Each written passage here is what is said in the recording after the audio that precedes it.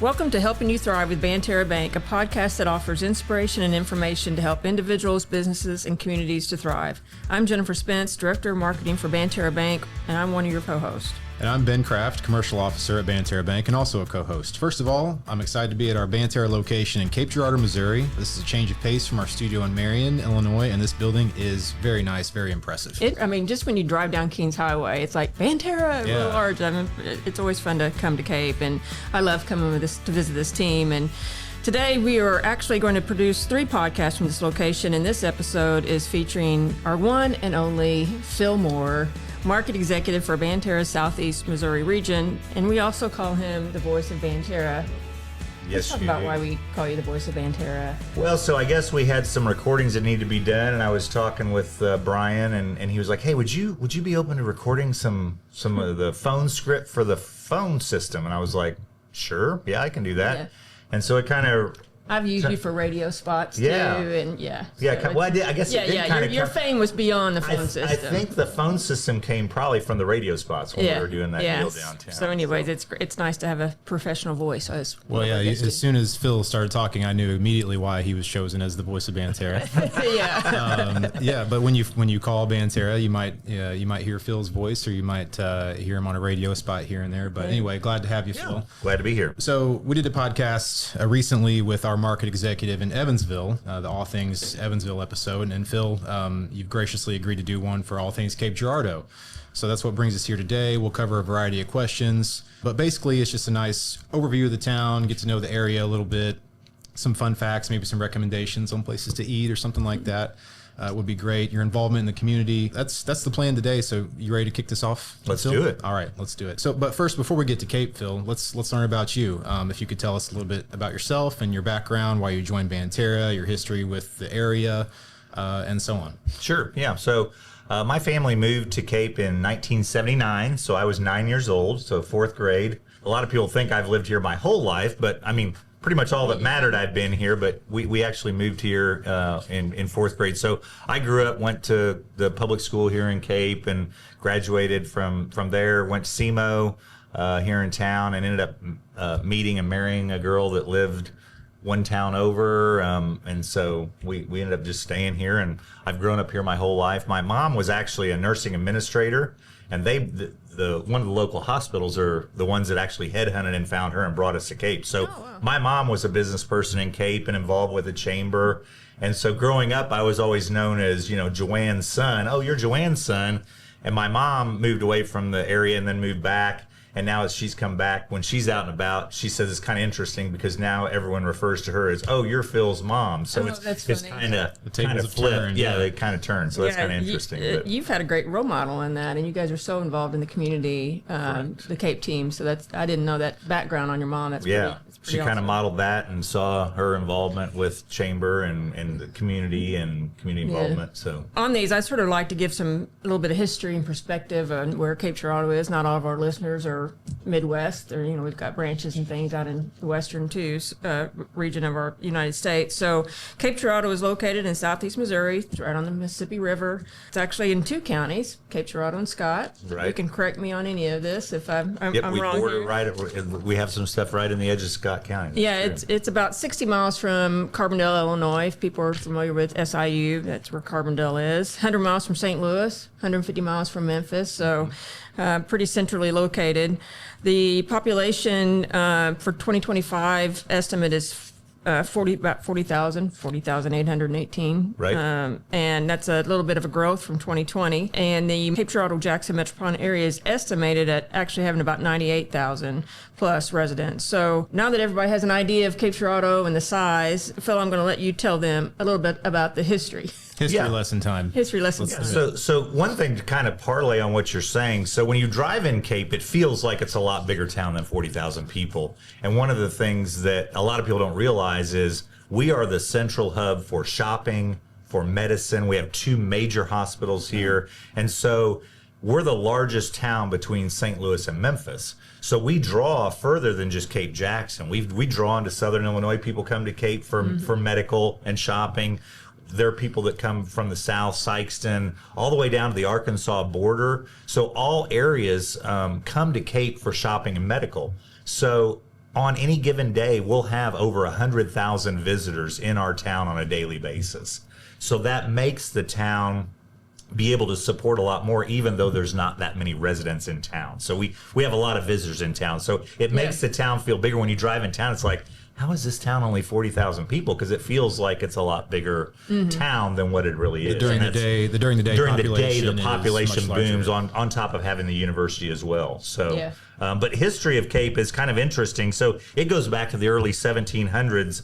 Jean-Baptiste de Girardeau was a French person. I knew you'd do that. Well, the voice of Banterra has to do that. Yeah. So, but he established a trading post here back in 1733. So the history of Cape goes way back. He was a French soldier that was stationed at Kaskaskia between 1704 and 1720 in the French colony of La Louisiane. And so the Cape in the city name referred to a rock that overlooked the Mississippi River. One thing that, the rock was destroyed by railroad construction, but we know where that rock was, and so they actually have went back there, and there is a rock on the Cape Rock Lookout. Oh wow! Down past the country club. Yeah. At the river, there's a scenic turnaround, and there's a hill with the rock, and there's a plaque on there that's Cape Rock, and there actually is a scenic overlook over the river that's really beautiful. This is like the Plymouth Rock of the Midwest. It is. Oh, it is. Funny. Yeah. Maybe. Yeah. So there was a lot. Obviously, if you think back to 1700s and traders,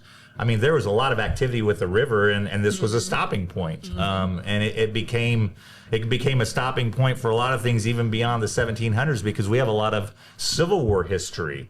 There's Fort D down on the river. Ulysses S. Grant was here. Our downtown was a major focus of actually Civil War, and there's a lot of Civil War history in Cape Girardeau. A lot of people come here to do things in regards to Civil War history too. So you go back to the 1700s with that, but there's even Civil War history here. So that's really interesting. So now it's always good to learn the etymology of where the name of a town comes from. In this case, I won't try. Well, maybe Jean-Baptiste Girardeau. Girardeau. So okay. Nice. Got it. Yep. All right. So there might be a misconception of. Well, a little story time for you, Phil. I came to Cape to the Show Me Center a few years back and saw, Nate Bargatze, the stand-up comedian. You heard of him? Okay. He's my favorite. He was, all right. I'm seeing him you next may have been week. at the same show. I don't know. But he was at the Show Me Center several years back, I think maybe before he got as big as he is now. But he had an opening act come out for him, and he kept referring to Cape Girardeau as Cape Gelato. Oh. And so we now know that that's incorrect. It's and the people in the crowd were quick to correct him, of course. Sure. But it did not come from the dessert. It did not. No dessert. Yeah. Okay. Yeah, it's kind of funny. So locals here, we call it Cape Girardeau. But a lot of times whenever someone else is trying to pronounce it, or the funniest thing was like the infomercials on TV, if it ever referenced Cape Girardeau, it was always Cape Girardeau. It's like, okay, obviously you're not from here. Yeah. It's just like Cairo, Illinois. They call it Cairo or New Madrid down south. It's called New Madrid. We Southeast Missourianize it. So you give yourself away real quick. That's right. Yeah. All right. Well, Phil, let's get to you a little bit. We talked about Cape a little bit, and we'll probably talk about it more. But sure. I'm just curious to know, and getting to know you, Phil. What is your history with Banterra? What brought you here? What's your background? Yeah. So my background, like I said, I grew up here in Cape. I actually was in the car business. That was my background. I did that for about 12 years, sold cars for a couple years, then ended up moving into the finance end of the car dealership. And so I was a F&I guy at a local Ford dealership, Ford Gross, here in town for about 12 years. And so I was handling car loans, working with banks to get them to approve the customer's car loans. And then when people would come in, they'd sign the paperwork. So that was kind of my career path of what I thought, I guess. A local banker here in town, a good buddy of mine, Doug Watson, reached out to me and said, hey, we've got an indirect lending facility, which I knew they did. It was Union Planters Bank at the time. Prior to that was Capital Bank.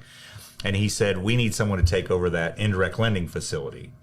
And I understand that you're the F&I guy in town that's the best, and I want you to take it over. So long story short, I ended up quitting the car business because I was working about 90 hours a week. Yuck. And we had a son. We had our first child, Zachary. So it was like, you know what, I could get out of that and go to work for the bank. And so that was kind of my parlay into banking because I was just a car guy. And so I took over that, and within 30 or 45 days of doing that, Union Planters Bank sold out to Regions Bank. Regions Bank pulled the plug on indirect lending, which is when we were able to acquire the indirect lending in Paducah. Okay. Because they were part of that same group, Regions Bank. So when they pulled the plug on indirect lending, I thought, okay, well, I guess I'm going back to the car business because I don't know anything about banking. I just know car loans. And so Doug said, no, I'm going to make you a commercial lender. So that got me into commercial lending. He said, I'm going to make you a commercial lender. And so I worked there for quite a few years, moved to Bank of Missouri, and was there for quite a few years. And then the opportunity came about to come here and take over this team and grow the market. And it was a great opportunity, and I'm so glad I did it. You really established a mostly new team too. I mean, you really brought some great people on board. Yeah, that's I think been part the of the transition. Key to the success. So whenever I came in here, there were some opportunities that we needed to really build a team.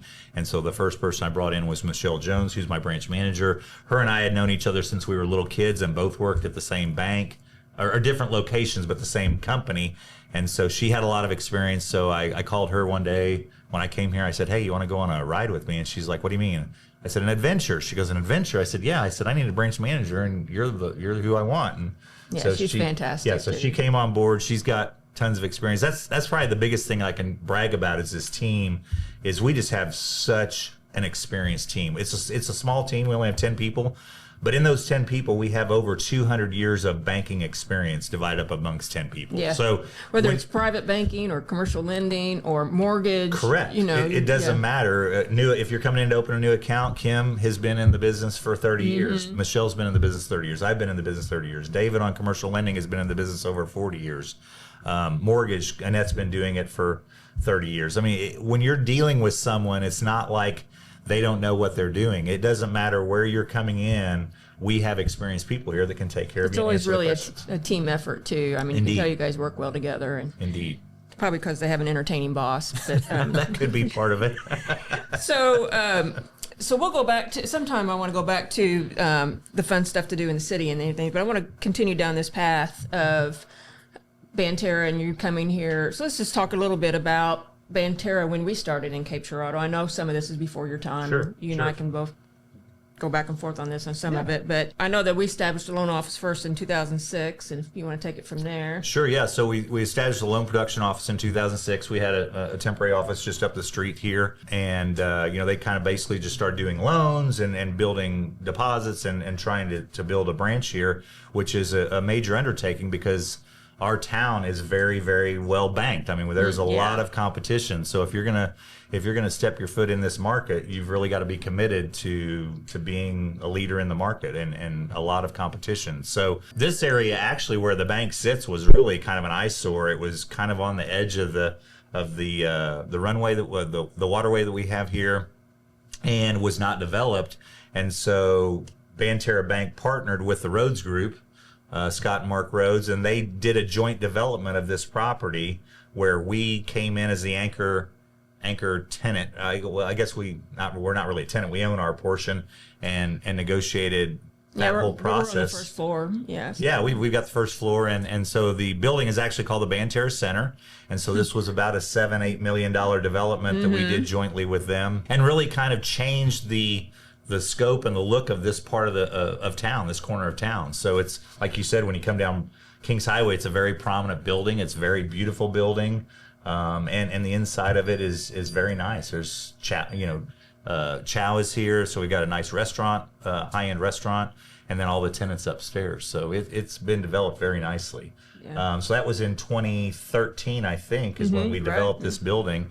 And I came on board and changed our team in 2017. So I've been here, since 2017. I don't have the numbers right in front of me, but the growth since you have come on board too is pretty impressive. And so I mean, basically, I mean, the biggest judge of growth in a market is basically the reports that the FDIC puts out, which are public. So whenever I came on board, I think there was 12 banks in our market, and I think we were in market share. We were in 11th position, so we were pretty much the bottom of the barrel as far as percentage of assets. But again, like I said, when you come into a new market that's very well banked and you're the new guy on the block, it's going to take some time for people to see who you are and what you're doing. So that foundation was placed obviously from 2006 to 2017, and that's a good 10-year base to show we're here. When we brought on our team, I mean, that really was able to give us a springboard and bringing in experienced people that had been in the market. Now all of a sudden you have faces that people have dealt with and are familiar with and are involved in the community. We really, I think, ramped up on the marketing side, getting involved and giving back in the community. Oh, yeah. A lot more than we had prior to that, I would say. I may be speaking a little loud, Sharon, because I wasn't here, but yeah. I know you've really supported the marketing department, and Banterra has really supported giving back and being very visible in the community over the last 8 years, and that has really helped us springboard that growth. So now I think we're in fourth or fifth position in the market, which is a tremendous growth in 7 or 8 years to move that much. Tough to break in when you're the new bank in town with so many different banks, so much competition. It takes time, and it takes effort, and it takes all sorts of things, community involvement and whatnot, investment and the marketing and all that goes into it. One of the things that we've gotten involved with in a lot of ways is the university, Southeast Missouri State University, SEMO. Phil, can you talk a little bit about how we partner with the college? Yeah, so we have a major commitment with Southeast Missouri State. They're the large state university here in town. They're kind of a key anchor of the community. And again, like I said, with visitors to the town, you've got education, you've got medical, and you've got shopping. So our commitment and partnership with Southeast Missouri State goes beyond more than just a community partnership, because we are involved with promoting events there. We have the Banterra Block Party, which is so great. It's amazing. Yeah. Everyone just loves that. It gives a community a place to go before the football games, and really a tailgating that helps support that. We were a sponsor, and I went to the basketball game last night. We played Lindenwood, and that was a nationally televised basketball game. And it was kind of funny. I've got pictures on my phone. I haven't even told you this. ESPN was there broadcasting, because it was on ESPNU, but it was put on regular ESPN. And guess where the announcers were sitting? Right in front of our Banterra Bank sign on the sideline. That's great. So I've got a picture of that on my phone. I'll have to show you. That's nice exposure there. Yeah, so it's nice exposure. I don't know if they really shot on it a whole lot, because if they showed it, but I saw it. It's like, hey, look at there. Everyone's looking at the announcers, and so we have that partnership where we do advertising at the events, basketball, football, but we also support other events with SEMO. They have their Power of Women luncheon. We're a presenting partner with that. They have the Hall of Fame dinner, which is actually tonight, the Southeast Missouri Hall of Fame dinner. They do that every year. We're the title sponsor of that, so we have that dinner tonight. So there's a lot of other things besides just the athletic side of things that we're involved with in that partnership, and you've put together a phenomenal package with them for us to do that. Well, that was a team effort, but just SEMO overall is such a great university, and I'm based in Southern Illinois, so is my family, but I had a niece that came here and graduated and got her master's, and I have another niece that's going to school here, and I have a great marketing team member that's a graduate from here and has done an incredible job for our branding efforts. So Susan and I, my wife and I, both went to SEMO, and then both my boys, my oldest son graduated from SEMO, and he is now a teacher at the high school here in Cape Central. And then my youngest son is a senior this year at SEMO, and he's a sprinter. He runs track for SEMO. So when you spoke earlier about healthcare and shopping kind of thing, I also thought from an industry standpoint, SEMO is definitely key to the economic development overall too. Definitely. Yeah. So. Yeah, and we really work on how to cater to those students to retain that knowledge and the experience of those students that are graduating, to try and retain them here for the workforce. So that's a key part of it as well. So much that makes Cape Girardeau special. You mentioned it's a college town, but in addition to a college town, there's more to it. There's the historic downtown area, and I know Jennifer, that always kind of sparks your interest. Yeah, such a history nerd. There's been a lot of development with the historic downtown area, the Old Town Cape. There's the Old Town Cape community-driven nonprofit organization. Well, maybe I'll hand it to you guys more, because you could probably speak on that better than I can. Yeah, because we do a sponsorship, and so you want to talk about those things. So that's another one of the, again, being in the community and supporting events. So I call this Cape's hallmark moment. So we have a Christmas tree lighting downtown with Old Town Cape, and and we title sponsor that with Banterra Bank and the Mark, Top of the Mark. But every year they have a huge Christmas tree that they put up downtown. Our team goes out and we give out s'mores kits. So this past year when we did the Christmas tree lighting, it's always right after Thanksgiving. We did 500 s'mores kits. So we have 5 or 6 fire pits down there. We have the retractable tongs to roast your marshmallows over open fire pits, and the community comes out and they have all kinds of events down there and do a Christmas tree lighting and sing carols, and it's kind of like I said, I call it our it's like it feels like you're in a Hallmark movie is what it feels like, a small town having their big event. And then this year they even brought in a ice skating rink and put it on one of the streets down there, and offered it free to the community. A donor here in town donated all the money to do that, and it's actually synthetic ice that they put together, and they bring in ice skates in the whole 9 yards, and they even had ice skating down there around the tree. So Old Town Cape has done a great job of marketing and renovating our downtown. Our riverfront's amazing. There's a lot of breweries down there.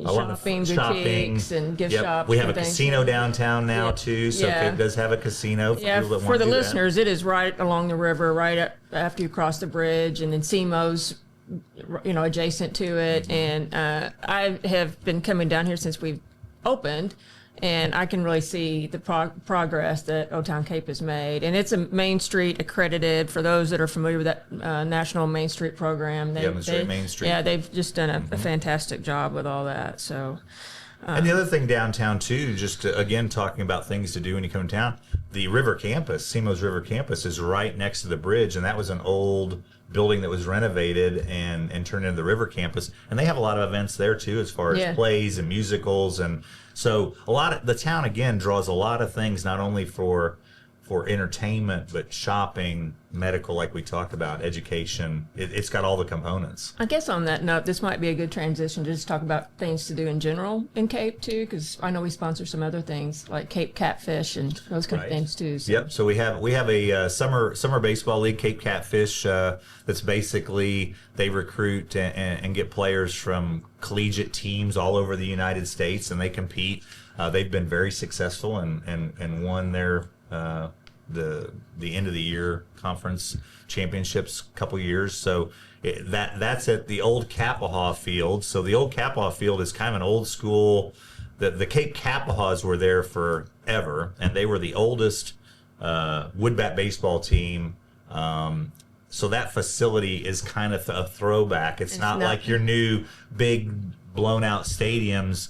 It kind of gives you that feel of an open air stadium. Definitely. Even the seating behind is kind of older school type baseball field, but that's in the Kappahaw Park.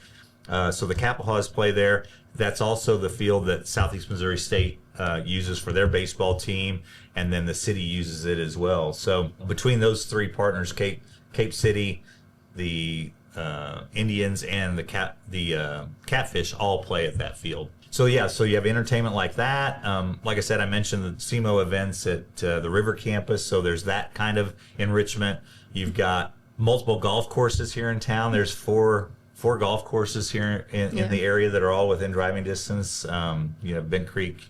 You've got Cape Country Club. Cape Country Club is where I play. That course has been around since 1921. They just celebrated their 100-year anniversary a few years back, and it was an old 9-hole sand green golf course. So that course is very nice. So you've got entertainment like that. I mentioned earlier the history of Cape and Civil War history. A lot of people like to come here and see Fort D and the old courthouse that sits down on the bluffs. Those used to have cannons sitting on them, and you can just see the setup of the old downtown, how that was. We've had movies filmed here in Cape. I was going to mention the Gone Girl. Yeah. Gone Girl was filmed here in Cape. Did you ever see that movie? No, that's the Ben Affleck movie. Yeah, the bar, and it's okay. The bar's downtown, so they have a Gone Girl tour if you want to go to the tour, and I think you can listen to it on an Audible, and you can drive around town and go all the places they filmed. Very cool. That's kind of neat. Okay. What else do we have? There's lots to do. Yeah, there's lots to do. No shortage of things to do. Correct. I want to talk a little bit about the city's top industries, Phil. And, we have talked about the fun things to do. What about the top industries in town, and maybe how our commercial lending strength has played into the role in the city's economic development? So we have a lot of growth, a lot of small business growth. There are some big players in the area too. One that comes to mind right out of the top is just outside of town. Procter and Gamble is a huge manufacturer that brings a lot of talent into town, and they employ a lot of people, which helps. There are a lot of supporting industries that even tie into Procter and Gamble. There's a box company, Simo Box Company, that it kind of parlays off of that. You've got Mondi, which is another company here in town, a big manufacturer that's kind of tied in with Procter and Gamble. So that those spines go out a lot of different ways. Again, I mentioned medical. We have 2 major hospitals here in town that you wouldn't think you'd even have one that big in a town of 40,000. Again, when you talk 2 major medical and all the medical parts that go around that, as far as doctors' offices and all the different supporting people. What about Drury? Drury, yeah. They're based here? Yeah, Drury is based. So you've got Drury Hotels. Well, there's multiple Drury, so that's what's kind of interesting. You've got Drury Hotels, and then you also have Drury Development. So there's multiple. And Drury Outdoor. I mean, they do outdoor boards and things too. So Drury's, there's multiple members of the parents that had kids, and they all have businesses here in town. But yeah, Drury is a nationwide company and phenomenal. If you drive by Drury, you can now think it was based in Cape Girardeau, and now you know what Cape Girardeau means. Correct. Yeah. Yeah, you know what it is. I mean, some other ties to Cape. You know, a lot of people have heard of Rush Limbaugh. I mean, he grew up here in Cape and was actually a radio personality at the radio station down on Broadway, and got his start in Cape Girardeau. A little tidbit. So yeah, he's from. There's a lot of history with Cape, and it's we talk about how we see Banterra as hitting the sweet spot between a big bank and a small bank. We have the products and services that a big bank may offer, but then the small town bank, community bank type feel to offer those services. Cape Girardeau reminds me, it's like the sweet spot of a big city. It has a lot of the offerings of a big city, the shopping, the restaurants, the industry, but it also has the small town community that you mentioned, the downtown Christmas events you guys have, and all the colleges here, all sorts of different things. It's a very, I think Cape kind of hits the sweet spot of big town, small town. Yeah, I would agree with that. Yeah. I mean, a lot, and talking about things to do and businesses in town, we support a lot of small businesses. So Cape is really, I mean, the big industry you have to have, sure, but really filling in that backside is all the small businesses, and we're able to kind of meet them where they need to be and help them grow. We've gotten a lot of businesses started, or taken existing businesses that have been here for a long time and they're wanting to grow and expand. And so being able to help those and foster that and partner with them and give them the resources they need and watch them be successful is amazing. I mean, there's a customer that I started dealing with that was a trucking company. He only had a few trucks, and now he's got over 100 trucks, and he's a major trucker in town. It doesn't matter what the industry is. We're able to understand the players in that community and know what they need and help them move and grow. Yeah, I've told Ben before, obviously I'm in marketing, so I'm not part of loan committee and all those kind of things. But from a lending standpoint, I'm sure sometimes it can be discouraging when things just don't work out and we can't give that money, based on whatever. But the times that you guys can work through that process with a customer from start to finish and then be able to go back to them and say, we're going to be able to support your new business idea or your expansion or whatever that is, it's got to be super rewarding. It is. And again, it's in all different aspects. I've got clients that, started buying rental property and had a couple pieces of property. And now I've got a client that's got, millions of dollars of real estate that we've helped him finance and grow and build. And he's very successful. So being able to take a lot of times people are like, oh, I don't know how to start or whatever. Just reach out to one of our team and we can sit down and talk with you and really kind of, whether it's in Cape or whether it's in Utah or Arizona or Southern Illinois or Indiana or everywhere we're at, if you have a desire and a dream to do something, get in touch with us and let us sit down and talk with you and try and use our expertise of how to structure that, for sure.